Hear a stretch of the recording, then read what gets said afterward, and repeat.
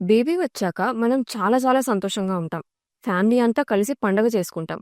బేబీతో photos తీసుకోవడం, వాళ్ళకి photo shoots చేయడం ఇంకా ఎన్నో. వీటన్నిటితో పాటు డబ్బులు కూడా బాగా ఖర్చవుతాయి. సమ్ ఎక్స్‌పెన్సెస్ రెగ్యులర్‌గా వస్తాయి. కొన్ని సోషల్ ఈవెంట్స్‌లో, కొన్ని సడన్‌గా అన్‌ఎక్స్‌పెక్టెడ్. ఈ ప్రెషర్స్‌ని ఎర్లీగా అర్థం చేసుకుంటే బడ్జెట్ ప్లాన్ స్మార్ట్‌గా చేసుకోవచ్చు. Step 1 recurring expenses.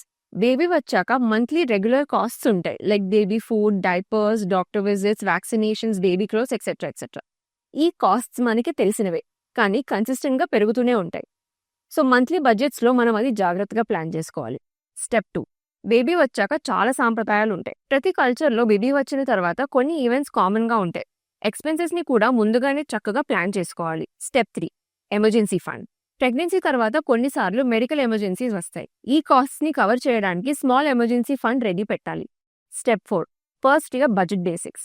మనం ఇప్పటివరకు డిస్కస్ చేసిన ఎక్స్‌పెన్సెస్ అన్నీ కలిపితే యావరేజ్‌గా బేబీకి ఫస్ట్ ఇయర్‌లో ఖర్చులు 1.5-3 లాక్ యాన్యువల్లీ ఉంటుంది. మీ బడ్జెట్ లిమిట్స్ చూసుకుని ప్లానింగ్ చేయండి. మనం బడ్జెట్ ప్లానింగ్ చేసుకుంటున్నప్పుడు 50% మన అవసరాలకి, అంటే ఇంటి ఖర్చులు ప్లస్ బేబీకి అయ్యే ఖర్చులు, 30% సేవింగ్స్ అండ్ ఇన్వెస్ట్‌మెంట్స్ అండ్ 20% మన కోరికల కోసం డివైడ్ చేసుకోవాలి. సో, బ్యాలెన్స్ ప్లానింగ్ వల్ల బేబీకి కంఫర్ట్, ఫ్యామిలీకి హ్యాపీనెస్ అండ్ ఫైనాన్షియల్ హ్యాపీనెస్ అన్నీ ప్రొటెక్ట్ అవుతాయి.